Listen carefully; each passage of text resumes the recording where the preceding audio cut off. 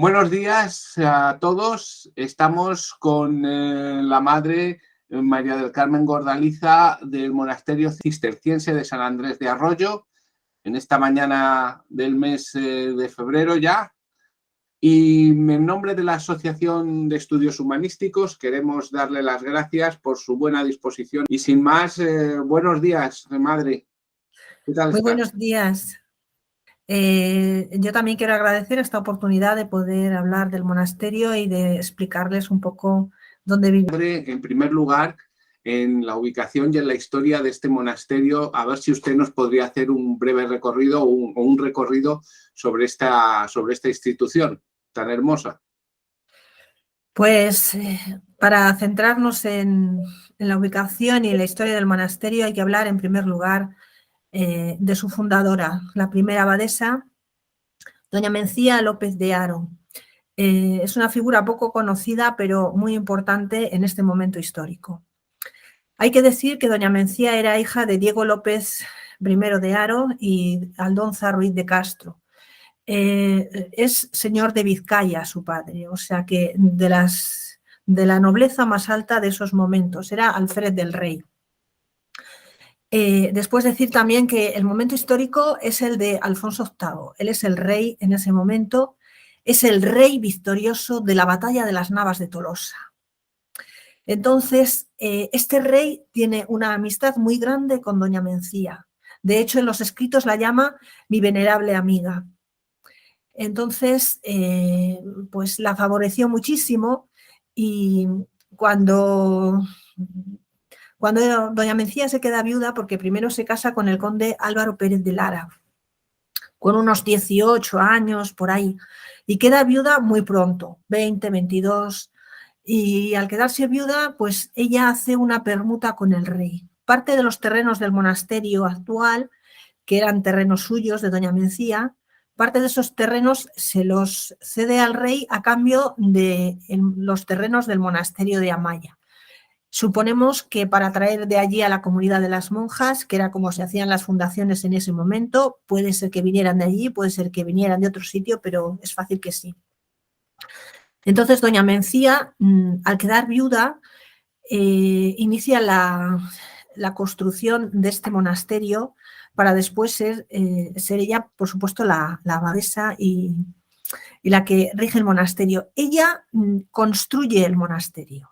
O sea, ella es la que dirige las obras y la que hace esta belleza de monasterio grande en sus dimensiones y en su belleza. Estamos hablando del momento histórico en 1172, seguramente que ya queda viuda y hace la permuta con el rey de los terrenos de este monasterio.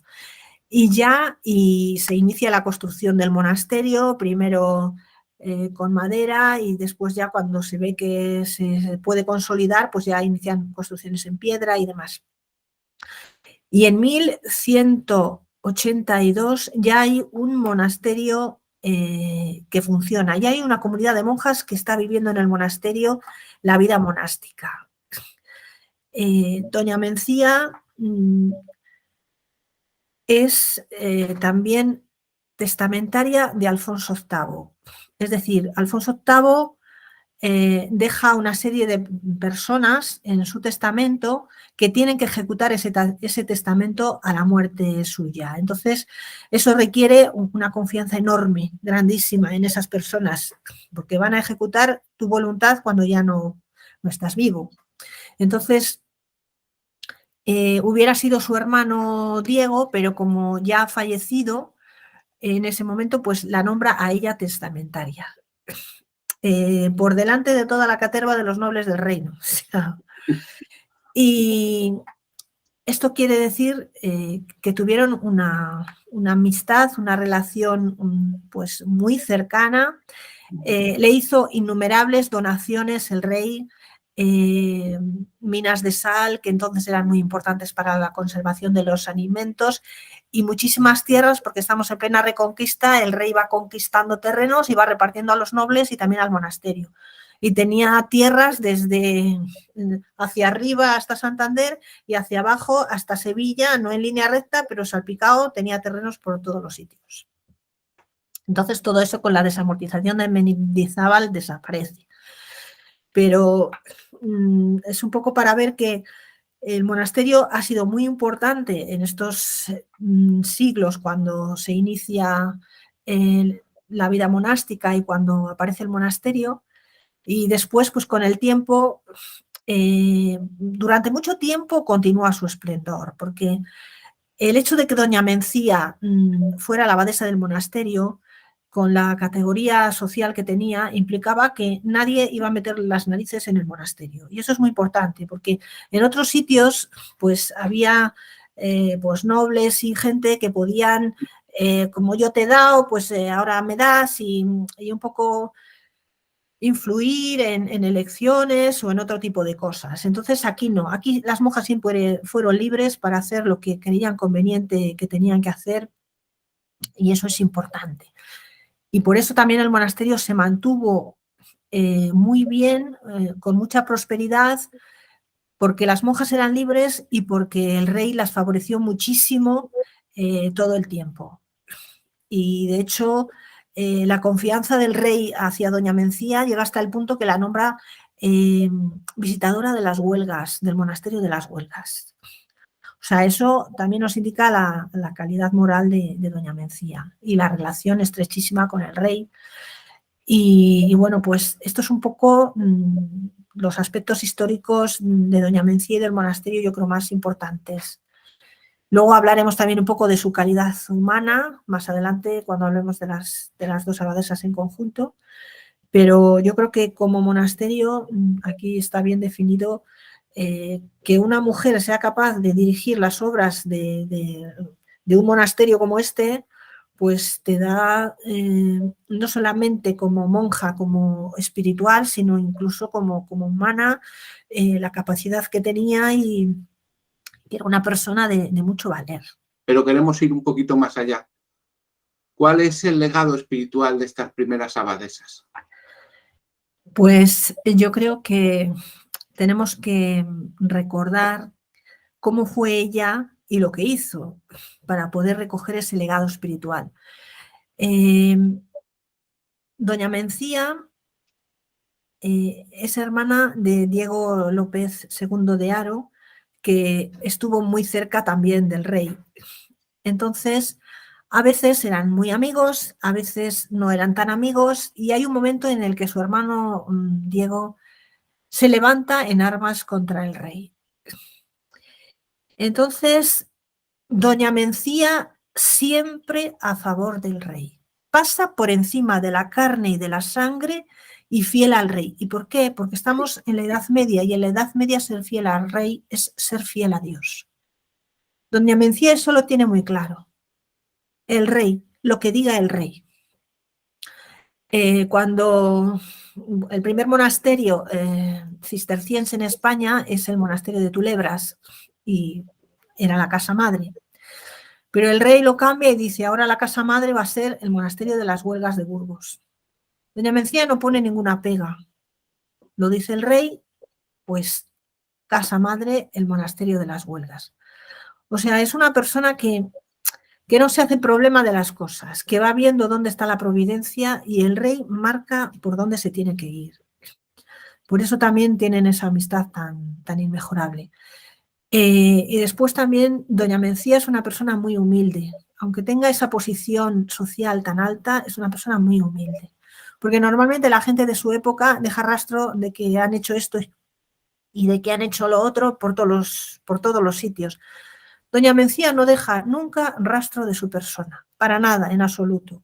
Y de hecho algunos la han confundido con su sobrina nieta, Mencía López de Castro, reina de Portugal. ¿Por qué? Porque no sabían, o sea, no hay muchos datos de ella, y es por eso, porque no ha dejado nada de documentos de decir yo he hecho esto, o en las grabaciones en piedra esta soy yo, no ha dejado nada. Entonces, esto también nos da una calidad moral muy alta, y de hecho nos ha llegado pues este legado de decir doña Mencía es una persona santa, ha sido una gran abadesa, una gran monja que ha regido muy bien el monasterio, y tenemos todo este legado histórico y humano, porque hay que tener calidad para ser fiel al rey en cualquier circunstancia, por más contraria que sea. Y Muy luego, bien. pues, su sobrina, doña María, ha seguido siempre la misma línea de doña Mencía, siempre. Por eso el monasterio ha sido tan próspero durante tanto tiempo. Esto. Como tengo el espejo. Bueno, madre, hay un aspecto curioso en doña Mencía y es la facultad que le otorga el rey de ser juez en lo civil, en lo criminal, y que la puede ejercer sobre un territorio que no es pequeño. Explíquenos un poco más esta particularidad. Pues es algo propio de la Edad Media, ¿no? Que los nobles tenían jurisdicción en sus territorios, esa jurisdicción se la daba el rey, y también pues en el monasterio la abadesa es la que tiene esa jurisdicción. La gente que hubiera cometido un delito se podía acoger al sagrado, es decir, había un terreno alrededor de las iglesias, de los monasterios, en que la gente, una vez que llegaba allí, se podía acoger al sagrado. Decir primero que no todos los delitos, que no en todos se podían acoger al sagrado. Había delitos que no se podían acoger. ¿Por qué? Pues porque eran demasiado graves. Delitos de quemar las cosechas, delitos de adulterio, de violaciones, todo ese tipo de cosas no se podían acoger a sagrado. ¿Por qué se acogían a sagrado? Pues se acogían a sagrado esperando, pues quizás que al juzgarles la Iglesia, por decirlo de alguna manera, fuera un poco más benevolente en la condena, no fuera tan dura. Y yo creo que más que nada, sobre todo, es para ganar tiempo y buscar ayudas y recursos para librarse lo más posible de lo que hubieran hecho, ¿no? Entonces, pues eso es así durante una serie de años y después ya pues aparecen otros recursos, la gente se puede refugiar y acoger a otros nobles, a otro tipo de otras fortalezas que les dan más seguridad y entonces esto poco a poco va desapareciendo. Madre, vamos a llegar un poco a la estructura de la Orden del Cister, que es fundada sobre la regla de San Benito, ora et labora. ¿Cómo ha evolucionado la regla, madre, y cómo la viven hoy en la comunidad? La regla de San Benito está basada en el Evangelio 100%. Y de hecho es lo más importante que tenemos después de la palabra de Dios, de la Biblia. La regla de San Benito es algo que es actual siempre. No depende del siglo en el que vivas, porque como es puro evangelio, se adapta a todos los tiempos, a todas las historias, a todas las circunstancias. Y de hecho, pues son siglos que los monjes han vivido con estas pautas de la regla de San Benito. Hay que tener en cuenta que cada santo es hijo de su tiempo. Entonces, por una parte está la gracia de Dios, que nos da a comprender lo que nos pide la regla en este momento, y por otro lado está la respuesta personal de cada uno, que varía. Pues en el Evangelio lo dice muy claro con la semilla, unos producen 30, otros 60 y otros 100. Entonces, eso significa que mientras se responda a la gracia de Dios, pues Dios va a estar contento con lo que nosotros seamos capaces de dar, porque todos no tenemos la misma capacidad, no podemos pedir a todos lo mismo, pero sí que podemos pedir que todos se esfuercen al máximo en dar una respuesta coherente con lo que nos pide la regla. Y eso es lo que nos pide a Dios, lo que nos pide Dios a nosotros en este momento, que seamos fieles a esa regla, porque es nuestro carisma y es lo que Dios espera de nosotros a día de hoy. Otra figura importantísima en la Orden del Cister es San Bernardo de Claraval. ¿Cómo viven hoy sus enseñanzas y sobre todo su devoción a la Virgen Madre? Pues la figura de San Bernardo es inmensa, casi inabarcable porque es grandísima. Me voy a fijar en un aspecto concreto que es troncal del cristianismo y es que el hombre es imagen de Dios. No solamente porque está en el Génesis, que Dios hizo al hombre a su imagen y semejanza, sino sobre todo porque Por el bautismo estamos injertados en Cristo. La misma vida de Dios corre por nuestras venas y estamos participando de la misma vida de Dios. Dios nos mira y nos ve como a hijos queridos, por gracia, por filiación, no por naturaleza como Cristo, pero somos sus hijos. Y para un padre su hijo siempre es lo más bonito del mundo. Ciertamente que por el pecado perdemos la semejanza, como dice San Bernardo, se pierde la semejanza por el pecado y entonces, pues a través de la obediencia y de las ascesis hay que volver a recuperar esa semejanza con Dios. ¿Y de la devoción a la Virgen, madre? De la devoción a la Virgen, pues decir que San Bernardo es el cantor admirable de la Virgen Madre. Como San Bernardo, doctor Melifluo, que ha hablado de la Virgen, yo creo que no hay comparación. Hay dos oraciones muy bonitas de San Bernardo, voy a recitar una de ellas. Una es el acordaos y la otra es mira la estrella. Cuando las tentaciones, las dificultades, la desesperación, mira la estrella, invoca a María. Y el acordaos, esta la voy a recitar entera porque es cortita. Acordaos, oh piadosísima Virgen María, que jamás se ha oído decir que ninguno de los que han acudido a vuestra protección, implorando vuestro auxilio y reclamando vuestro socorro, haya sido abandonado de vos. Animado por esta confianza, a vos también acudo, oh Madre Virgen de las Vírgenes, y aunque gimiendo bajo el peso de mis pecados, me atrevo a comparecer ante vuestra presencia soberana. No desechéis, oh Madre de Dios, mis humildes súplicas, antes bien inclinad hacia ellas vuestros oídos y acogedlas benignamente. Amén. Bellísimo, madre. Ahora elabora la parte del trabajo en el convento. ¿Nos podría decir cómo está estructurada esta parte? Pues el trabajo del monasterio no es una actividad sola, sino que hay muchas facetas. Por una parte está el trabajo más artesanal de la elaboración de los dulces en la pastelería. Después también está lo que supone todo el mantenimiento del monasterio, de barrer, de arreglar, de cuidar. Otra parte también del trabajo es la atención al turismo, a las visitas que vienen para ver el claustro y la silla y demás, lo que se enseña.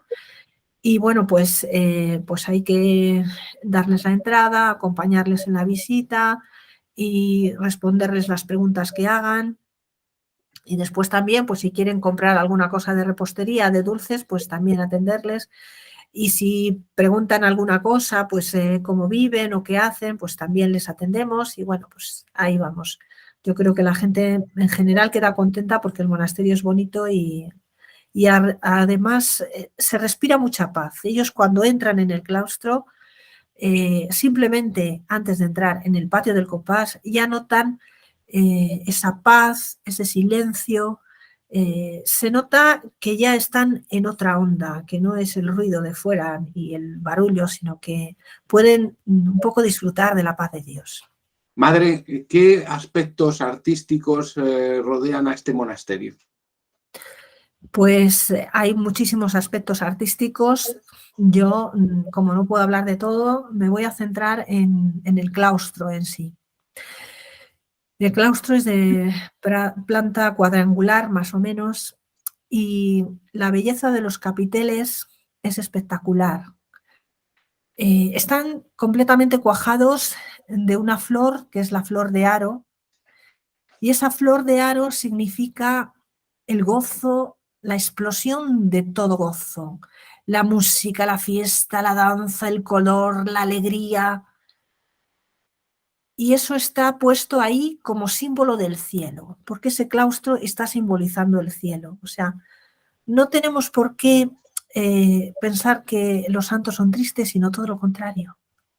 El cielo es alegría y estar en este claustro es estar en la explosión del gozo. Madre, llegamos a los aspectos más profundos de la convivencia monástica. que son la lectio divina, la meditación y la oración. Explíquenos un poco cómo lo vive la comunidad, estos tres aspectos y las personas en particular. Pues la lectio divina es característico de monjes y monjas.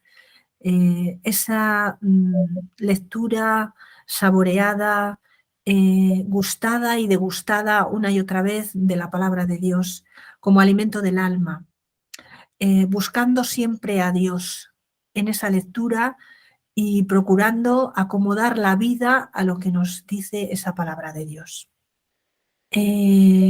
La meditación es una parte de la oración en la que la persona reflexiona la palabra de Dios y trata de hacerlo vida suya, trata de llevarlo a la vida y de ponerlo en práctica, porque solamente leer la palabra de Dios no es suficiente, es necesario asimilarlo.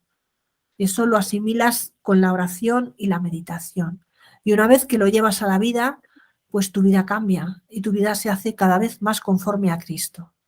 Un tema actual que a nadie se nos escapa es que la vida monástica en todas sus facetas sufre de una falta de vocación y me gustaría saber, a su juicio, cuál es la causa.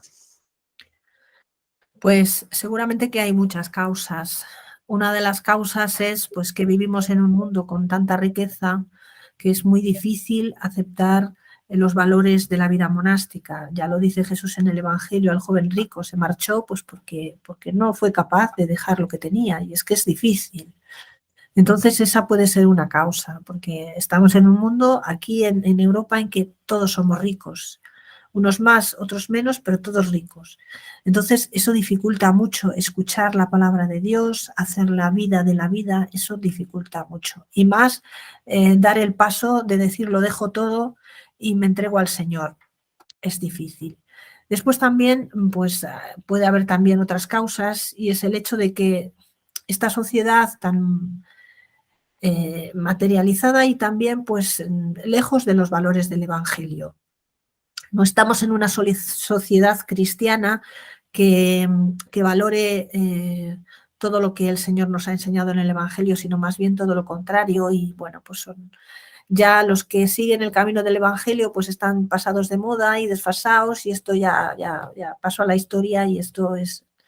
Entonces eso, todo eso crea dificultades, y entonces solamente gente que se agrupen y que sean capaces de llevar una vida cristiana ordenada y compartida serán capaces de superar toda esta soledad en medio de este mundo que se aleja de Dios, porque están solos porque no están con el Señor.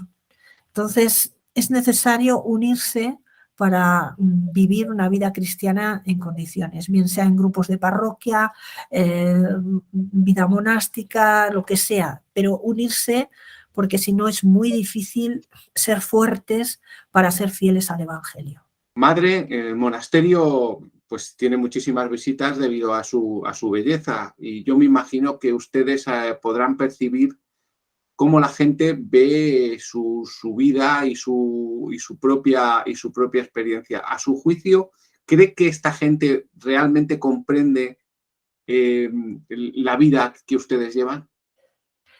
Pues habrá que lo comprendan más, otros menos. Yo creo que en general, más que comprenderlo, es llevarse el choque, ¿no?, de lo que hay fuera a lo que hay aquí. Y habrá quien tendrá una respuesta positiva de decir, pues oye, qué bien se está aquí. Y habrá otros que dirán, yo me marcho de aquí corriendo, porque el silencio y la meditación de este monasterio muchas veces hacen de espejo a la persona. Y cuando uno se ve delante de un espejo, a veces no se gusta, porque los aspectos que ve no son los que querría ver.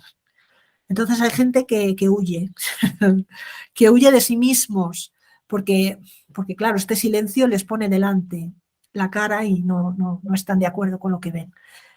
Pero hay otros que sí, hay otros que se quedarían a vivir aquí. Hay de todo. Eso va a depender de la persona, cómo esté por dentro, qué vida interior tenga qué vida de fe y qué respuesta dé a la gracia de Dios cada día. Madre, vamos llegando al final de la entrevista y para esta pregunta final querría que usted le dijese a una persona, a una joven de hoy en día, si sintiese una vocación espiritual, ¿qué camino tendría que recorrer? Pues primero le diría que trate de buscar ayuda en algún sacerdote, en alguien que la pueda aconsejar, que haga oración para ver claro, porque solamente el Señor nos puede dar a conocer su voluntad, que sea la voluntad de Dios y no voluntad personal por otros motivos, por otras razones. Y después, bueno, pues en los monasterios tenemos la oportunidad de poder ofrecer que si alguien siente la llamada de Dios, puede pasar un tiempo con nosotras para discernir si esa llamada de Dios es auténtica y si esa persona se adapta al monasterio, a la vida que llevamos y quiere iniciar con nosotras el camino de formación para integrarse en el monasterio. Madre, hemos llegado al final de la entrevista. No tengo otra cosa que agradecerle su dedicación, su amabilidad y en nombre de la asociación y de todos nuestros suscriptores, de verdad, estamos muy, muy agradecidos. Si quiere usted decir cualquier cosa, tiene usted la palabra. Pues simplemente también agradecer esta oportunidad de poder dar a conocer el monasterio, de poder hablar de la incomparable figura de doña Mencía y decir que bueno, que aquí estamos y que si alguien quiere contactar con nosotras, pues tiene el correo y demás y con gusto responderemos. Muchas gracias.